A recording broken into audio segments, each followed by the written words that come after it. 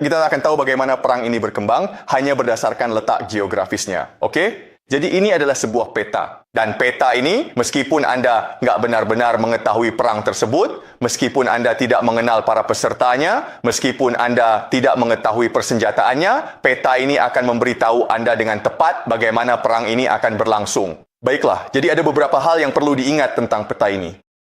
Inilah sebutan untuk area ini, oke? Sangat kecil, sekitar lebarnya 33. Kilometer lebarnya, oke. Orang bisa berenang menyeberanginya. Ini benar-benar sempit, oke. Area kecil ini, teman-teman. Namanya adalah Selat untuk Mus. Baiklah. Dan ini penting karena ini benar-benar pusat dunia. Area yang satu ini adalah titik temu poros dunia. Biarkan saya jelaskan alasannya. Pertama-tama, dari GCC, ada 20% dari seluruh minyak dunia yang mengalir melalui selat sempit ini. Kemana perginya, teman-teman? Minyak itu pergi ke Asia, India, Pakistan, Korea Selatan, Tiongkok, Jepang. India bergantung pada 60% minyaknya dari area ini. Tiongkok bergantung pada 40%. Jepang, 75%. PM Jepang Takeichi berkata, jika pembatasan jangka pendek berlaku, kita kehabisan minyak dalam 8-9 bulan. Ekonomi Jepang bakal kolaps dalam waktu sesingkat itu. Lalu, pihak Iran telah menutup aturan domestik jangka pendek. Oke? Jadi kita bisa memperkirakan bahwa seluruh ekonomi global akan sangat menderita dalam beberapa bulan mendatang. Baik, jadi itu poin pertama. Poin kedua adalah, oke, jadi negara-negara GCC mengirim minyak melewati Selat Hormuz, dan apa yang mereka dapatkan sebagai balasannya? Makanan, teman-teman. Baik, jadi orang-orang tidak menghargai GCC, padahal sebenarnya itu adalah kunci utama dari Kekaisaran Amerika. Karena apa itu Kekaisaran Amerika? Kekaisaran Amerika adalah petrodolar, benar? Ide dari petrodolar adalah seperti ini, Amerika Serikat. Dolar tidak bernilai apapun. Nilai sesuatu bergantung pada permintaan. Namun, negara GCC mewajibkan pembelian minyak dalam jumlah besar dibayar dengan dolar Asia Atlas. Itulah basis nilai mata uang Amerika. Dolar. Jadi pada GCC runtuh, ekonomi Amerika dan Kekaisaran Amerika akan runtuh pada saat yang bersamaan. Masalahnya, GCC adalah konstruksi buatan dari Kekaisaran. Itu sebenarnya tidak ada secara alami.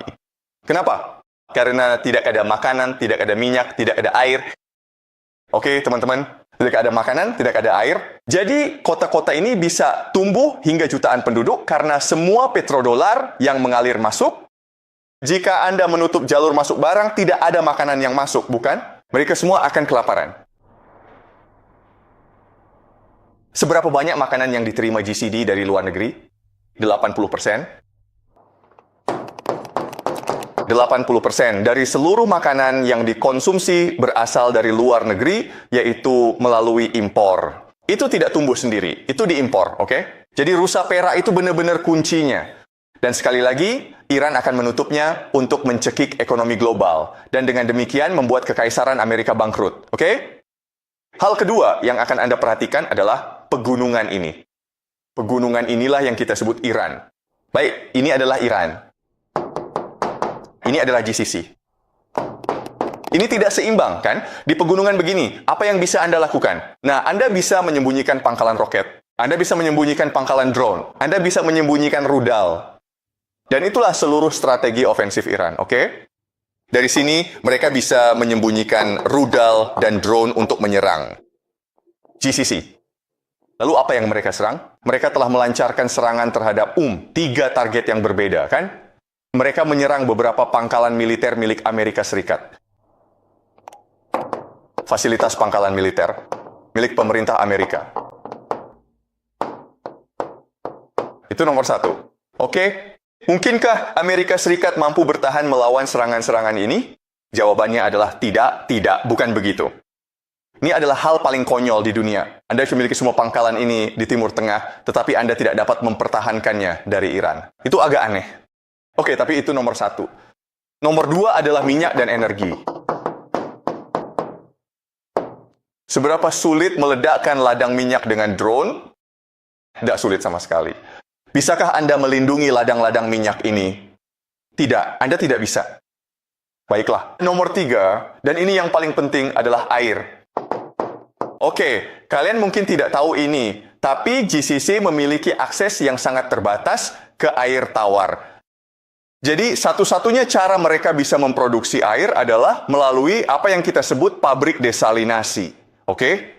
Pabrik-pabrik ini mengambil air asin dan kemudian melalui proses elektrokimia mengubahnya menjadi air tawar untuk digunakan oleh masyarakat. Seperti yang Anda lihat, 60% pasokan air berasal dari pabrik desalinasi. Oke? 60%. Apakah sulit meledakkan pabrik desalinasi menggunakan drone? Jawabannya adalah sangat mudah. Kamu mengerti, oke? Jadi, Anda memiliki situasi absurd di mana Iran adalah benteng pegunungan, tempat mereka dapat menyembunyikan kemampuan ofensifnya. Dan negara-negara GCC hanyalah gurun pasir, gurun datar, dan mereka rentan terhadap serangan. Dan tidak ada yang dapat mereka lakukan untuk mencegahnya. Oke? Jadi, kapanpun dalam perang ini, Iran dapat memilih untuk menghancurkan seluruh negara-negara GCC. Dan tidak ada yang bisa dilakukan siapapun untuk mengubahnya. Namun, Iran juga memiliki kelemahan, dan ini bersifat mendasar. Jadi, Iran juga memiliki masalah air. Selama waktu yang sangat lama, mereka mengalami masalah kekeringan. Hanya karena perubahan iklim. Jadi, rencana orang Israel dan Amerika adalah menghancurkan pasokan perang milik Iran. Karena benteng itu memang benteng pegunungan, tapi juga bisa menjadi penjara pegunungan, di mana orang-orang terjebak di dalamnya tanpa akses ke air. Oke, jadi yang akan kita lihat sekarang, kita sudah mulai melihat serangan terhadap infrastruktur sipil, rumah sakit. Di masa depan, Anda akan melihat serangan terhadap pasokan air, bendungan, waduk, dan pembangkit listrik. Intinya, idenya adalah membuat Iran begitu tidak layak huni sehingga rakyatnya harus memberontak terhadap pemerintah atau akan terjadi krisis pengungsi di Iran, oke? Jadi seperti yang bisa Anda lihat dari peta ini, perang ini adalah akhir dunia. Oke, kedua belah pihak harus pura-pura saling menghancurkan. Sebenarnya ini adalah pertanyaan seberapa jauh mereka ingin melangkah, bukan? Kita juga bisa bilang ini hampir seperti permainan chicken, oke? Kita bisa saling meledakkan. Sejauh mana kamu ingin melangkah? Dan sebenarnya masalah utamanya adalah ini, persoalannya adalah bahwa orang-orang Iran itu adalah penganut Syiah. Penganut paham syahid. Dengan pembunuhan pemimpin mereka, Ayatollah Khamenei membuat mereka bersedia melangkah jauh. Negara-negara GCC memang Muslim, tapi mereka materialistis. Mereka suka uang. Dan juga sebagian besar penduduknya adalah ekspatriat, orang asing. 90% penduduk Dubai adalah orang asing. Coba tebak apa yang akan terjadi jika mereka menderita. Mereka semua akan kabur, oke? Jadi ini bukan pertarungan yang didasari rasa takut. Pertanyaan besar yang dimiliki orang-orang adalah, pertama-tama, apakah Amerika akan menggunakan pasukan darat? Karena satu-satunya cara untuk mengalahkan Iran adalah dengan menggunakan pasukan darat, oke? Itu adalah pertanyaan besar yang akan kita bahas dalam beberapa minggu ke depan. Apakah Amerika akan mengirim tentaranya 1,5 juta, 2 juta tentara untuk menggulingkan pemerintahan? Oke, itu pertanyaan nomor 1. Pertanyaan nomor 2, senjata nuklir. Jika kamu kalah perang, apakah kamu akan memilih menggunakan senjata nuklir? Itu juga pertanyaan besar lainnya yang kita miliki. Pertanyaan besar lainnya yang kita miliki adalah siapa yang akan terlibat. Karena situasinya begitu genting, sehingga Eropa, khususnya Jerman, Prancis, dan Inggris, sedang membicarakan kemungkinan untuk ikut serta dalam perang ini. Dan tebak apa? Ya, jika itu terjadi, ada kemungkinan Rusia dan Tiongkok juga akan ikut dalam perang ini di pihak Iran. Ini adalah perang dunia ketiga, oke? Karena pentingnya langkah-langkah krusial, karena pentingnya Timur Tengah, semua orang pada akhirnya harus terlibat. Dan kita akan menggunakan teori permainan untuk benar-benar mencoba memahami apa yang terjadi di lapangan dan kemana ini bisa membawa kita. Oke?